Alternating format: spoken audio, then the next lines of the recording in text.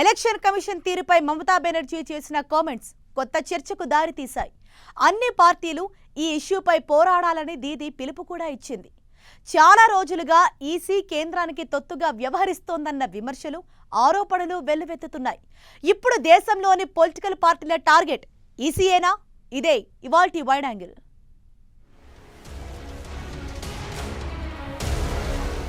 An election commission, I must say, how they fought with us, just like a BJP spokesperson.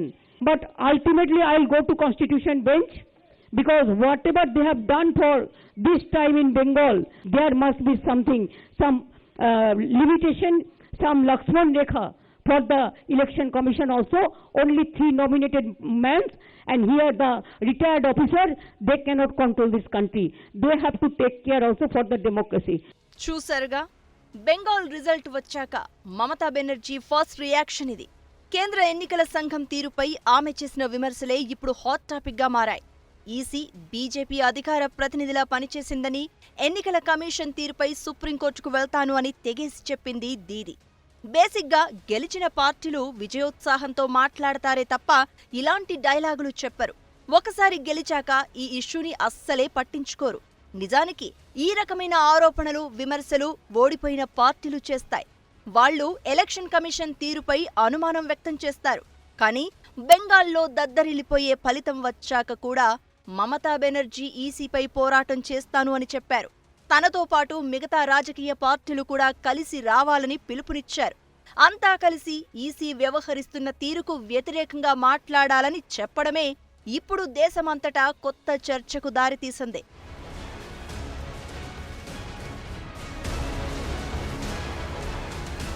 కేవలం మమతా బెనర్జీ ఒక్కరే కాదు, election strategist Prashanth Kishore కూడా ఎన్నికల commission తీరుపై చాలాసార్లు మాట్లాడారు. ఈసీ కేంద్రానికి అనుకూలంగా పనిచేస్తోందని ముందు నుంచి చెబుతూనే ఉన్నారు. అధికారాన్ని అడ్డం పెట్టుకుని ఎలక్షన్ కమిషన్ని కేంద్రంలో పవర్లో ఉన్న బీజేపీ వాడుకుంటోందని ప్రశాంత్ చాలాసార్లు అన్నారు. వీళ్లకంటే ముందు చాలా మంది అపోజిషన్ పార్టీల నేతలు కూడా ఇదే విషయాన్ని ప్రస్తావించారు.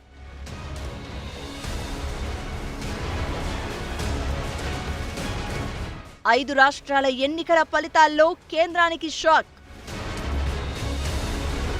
బీజేపీ ఆశలను గల్లంతు చేసిన బెంగాల్ పబ్లిక్.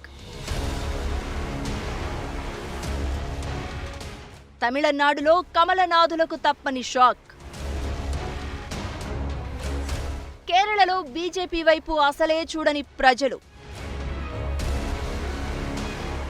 ఇవన్నీ మళ్ళీ ఎందుకు చెప్పాల్సి వస్తుందంటే అసలు విషయం ఇందులోనే ఉంది కాబట్టి.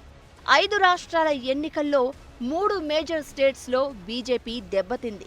బెంగాల్లో పరువు దక్కిన, అధికారం చేపడతామని గర్వంగా చెప్పిన మాటలు మాటల్లాగే మిగిలిపోయాయి. తమిళనాడులోనూ అదే జరిగింది. అన్నాడీఎంకేతో కలిసి రాష్ట్రంలో ఉనికి చాటుకుందామనుకుంటే కేవలం 1 సీటుతో సరిపెట్టుకోవాల్సి వచ్చింది.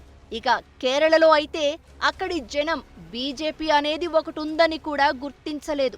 మళ్లీ లెఫ్ట్ ఫ్రంట్కే పవర్ ఇచ్చారు.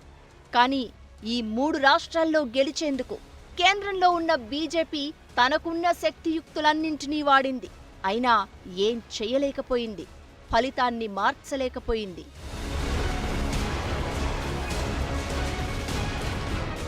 ఇప్పుడు దేశమంతటా ఒక ఇష్యూ మీదే చర్చ నడుస్తోంది. అదే వ్యవస్థల దుర్వినియోగం. కేంద్రం చేతుల్లో ఉన్న వ్యవస్థలను బీజేపీ తమ ఇష్టమొచ్చినట్లుగా వాడుకుంటోందన్న ప్రచారం ఈ మధ్య ఎక్కువైంది. ఇదే విషయంపై రాజకీయ పార్టీల నేతల ఆరోపణలు కూడా వెల్లువెత్తుతున్నాయి. ఎన్నికలు జరిగిన ప్రతిసారి కేంద్ర ఎన్నికల కమిషన్ తీరుపై చాలా రకాల విమర్శలు వస్తున్నాయి. ఈసీ కేంద్రంలోని బీజేపీ ప్రభుత్వానికి అనుకూలంగా పనిచేస్తోందని, కేంద్రంలోని పెద్దలు చెప్పినట్లుగానే ఎలక్షన్ కమిషన్ నడుచుకుంటోందని ఆరోపిస్తున్నారు. ఎలక్షన్ కమిషన్ తీరుపై ఈ స్థాయిలో ఆరోపణలు వెల్లువెత్తడానికి చాలా ఎగ్జాంపుల్సే ఉన్నాయి. అధికారంలో ఉన్న బీజేపీ నేతలు ప్రచారంలో రూల్స్ బ్రేక్ చేసినా, స్పీచ్ల్లో లైన్ క్రాస్ చేసినా ఈసీ పెద్దగా చర్యలు చేపట్టిన దాఖలాలు లేవు. వాళ్లు ఎలాంటి చర్యలు తీసుకోకపోవడమే ఇప్పుడు ప్రశ్నలకు తావిస్తోంది. అదే బీజేపీకి వ్యతిరేకంగా ఉన్న పార్టీలు, కేంద్రాన్ని ఎదిరిస్తూ మాట్లాడే లీడర్లు ఏం మాట్లాడినా తప్పని ఎత్తి చూపుతున్నారు.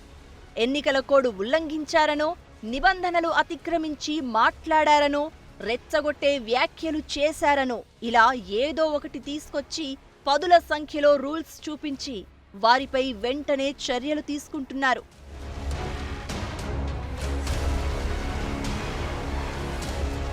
ఆ రాష్ట్రం ఈ రాష్ట్రం అనే తేడాలేమీ లేవు. ఏ రాష్ట్రంలోనైనా ఎలక్షన్ కమిషన్ ఇలాగే వ్యవహరిస్తోందన్న విమర్శలు వెల్లువెత్తుతున్నాయి. కేంద్రానికి వ్యతిరేకంగా గళమెత్తే నాయకులున్న చోటైతే ఇంకాస్త డోస్ ఎక్కువ పెంచుతారు. కానీ ట్రీట్మెంట్, ఇంప్లిమెంట్ ఏ స్టేట్లోనైనా ఒకటే. ఈశాన్యంలో ఉన్న బెంగాల్ అయినా, సౌత్లో ఉన్న తమిళనాడు, కేరళ అయినా ఈసీ యాక్షన్ ప్లాన్ మాత్రం సేమ్ టు సేమ్.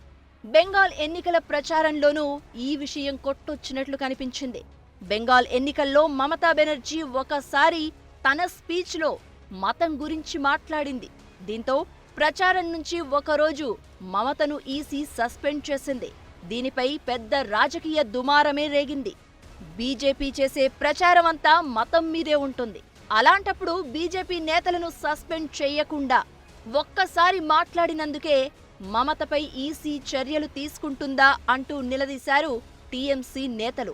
ఈ విమర్శలు, ఆరోపణలు చూస్తుంటే సెంట్రల్ ఎలక్షన్ కమిషన్ స్వతంత్రంగా పనిచేస్తోందా అన్న అనుమానాలు కలుగుతున్నాయి. బీజేపీ నేతలు ఏం మాట్లాడినా వినపడనట్లుగా, కనపడనట్లుగా ఉండి కేవలం అపోజిషన్ పార్టీ నేతల మీదే చర్యలు తీసుకోవడం ఇప్పుడు చర్చనీయాంశమైంది.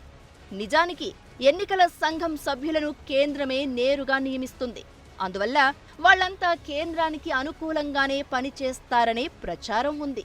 అదిప్పుడు ఎంతలా మారిపోయిందంటే కేంద్ర ప్రభుత్వంలోని పెద్దల డైరెక్షన్లోనే ఎలక్షన్ కమిషన్ పనిచేస్తుంది అన్న స్థాయికి పడిపోయింది. ఎలక్షన్ కమిషన్ కేంద్ర ప్రభుత్వానికి తొత్తుగా పనిచేస్తుంది, మాకనే వ్యతిరేకంగా చేస్తుంది అని రాజకీయ పార్టీలు ఒకళ్ళ మీద ఒకళ్ళ ఆరోపణలు ఎప్పుడైనా చేసుకుంటున్నారు. కొంత నిజం కూడా ఉన్నది. చాలా వరకు ఎలక్షన్ కమిషన్ ఉన్న చట్టాలని సరిగ్గా చేస్తే చాలా న్యాయంగా ఎలక్షన్స్ జరుగుతాయి. కానీ ఏ రాజకీయ పార్టీ ఉండినా ఎలక్షన్ కమిషన్ ఒక రకంగానే పనిచేస్తుంది. చట్టాల్లో నీరసం ఉంటే ఎవరిని బ్లేమ్ చేయాలి? కాంగ్రెస్ పార్టీని చేయాలి, బీజేపీని చేయాలి, ప్రాంతీయ పార్టీలు చేయాలి. వాళ్ళు ఎందుకు కొత్త చట్టాలు తీసుకొచ్చి గట్టిగా బిగించే పరిస్థితి ఎందుకు చేయట్లేదు? వాళ్ళందరూ రిటైర్డ్ అయిన ఆఫీసర్ని లేకపోతే రిటైర్డ్ అయిన జడ్జెస్ని ఎలక్షన్ కమిషనర్గా పెట్టి వాళ్ళకి డిస్క్రిషనరీ పవర్స్ ఇచ్చి ఇష్టం వచ్చినా చేసుకోమని చెప్పింది ఈ రాజకీయ పార్టీలే కదా. అవకాశం వచ్చినప్పుడు పార్టీలు వాడుకుంటారు. అందువల్ల అధికారంలో ఉన్నప్పుడు మార్పేం తయారు.